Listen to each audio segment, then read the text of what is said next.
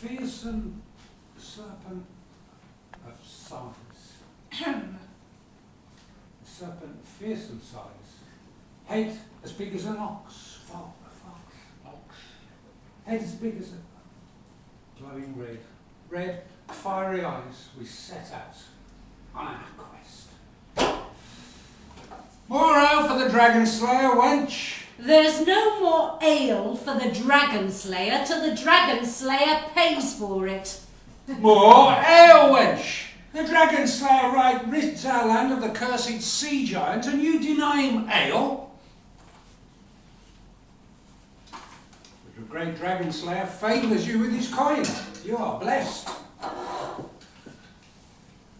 Does the great Dragon Slayer not have a tongue himself? Oh, he has a tongue. He just chooses wisely when to use it and when to let his monkey do the talking for him.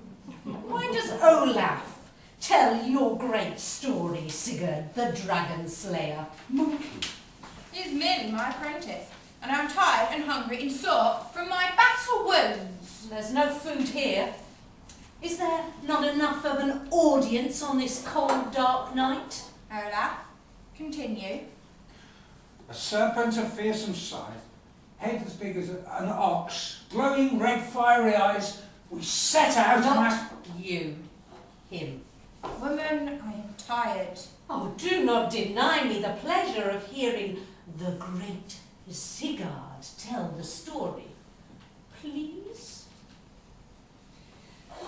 A serpent of fearsome size, its head as big as an ox, with glowing fiery red eyes.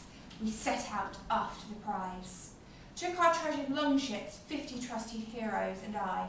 Above us the sailcloth whipped through the darkening sky, then sighted the hideous monster.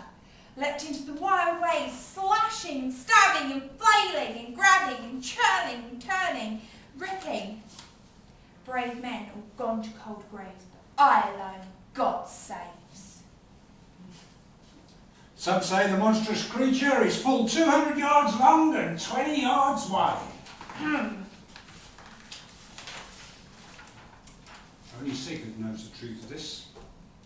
The monstrous fish locked jaws around my arm tight. You've seen the scar. Dragged me deep into its domain. At this point in the story, I would ask my audience to hold their breath, to really experience what it was like. But I don't expect you to do that, Helga. Well, because women can't hold their breaths. I'm sure you have a great set of lungs. Oh, does she ever? Hold your breath then. Drown with me. Speeding me towards my doom, the evil beast way down it swam, eyes glowing in the murky gloom, and as I knew that I was dying, I thought of my child and my beautiful wife, that gave me strength and a little more life. Oh. How's it end? Please. So the mighty Dragon Slayer, upon thinking of the lovely princess that became his wife, and his golden-haired boy Thorson, was granted just a few more breaths of life. He took his axe and stabbed it here and slashed it there. How mighty is the Dragon Slayer! Stabbed it with his axe. Yes, with his axe.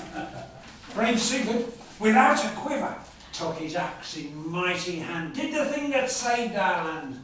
With a fearsome blow, clean chopped off its head. And that monstrous creature, now is dead. Now, let me get this clear. You took your axe, this one here, killed the sea monster.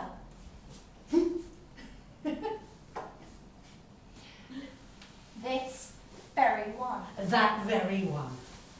No. I watched the longships departed on their last voyage, the golden-haired man laughing. They joked, they drank, brave Vikings all. They showed me their swords. I stood on the headland as the vessels sailed into the bloody sunset. waved farewell. The woman's gone mad. The madness that comes from being alone in this cold, remote place. Ah, but I wasn't alone. I had a father, a brother. Then it started to take our sheep. There was nothing to go in the pot. You can't have an inn with nothing to go in the pot. My father tended the sheep down by the shore. One day he came back no more. "The innkeeper's gone," cried the brave Vikings. "Sweet Helga's father taken by the long-necked beast. We will kill it." Yes, 50 brave warriors sailed into the bloody sunset, but you weren't one. Sigurd, Through the land, you tell your stories. You married your princess. They give you a coin and fur. But it was my brother led the longships, killed the beast. Madness.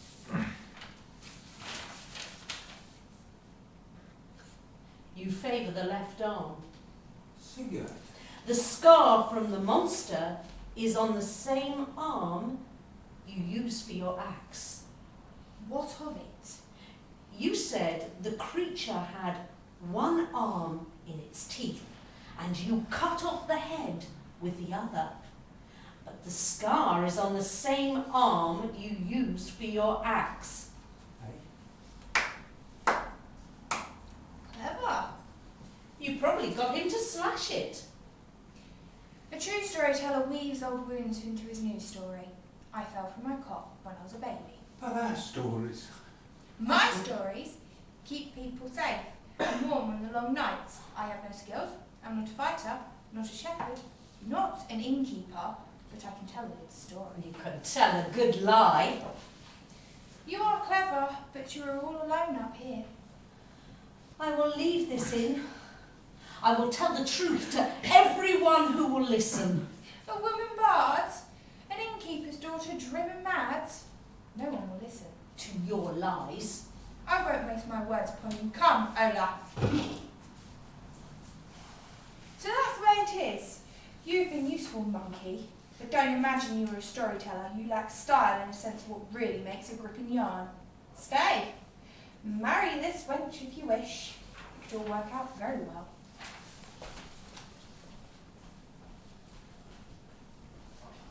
I lack a sense of style and what really makes a gripping yarn, but I will tell you a story if you want me to. I don't know if I'll marry you, though. You will not tell me a story, Olaf. And I will decide if you will marry me. Maybe then we will tell my story together.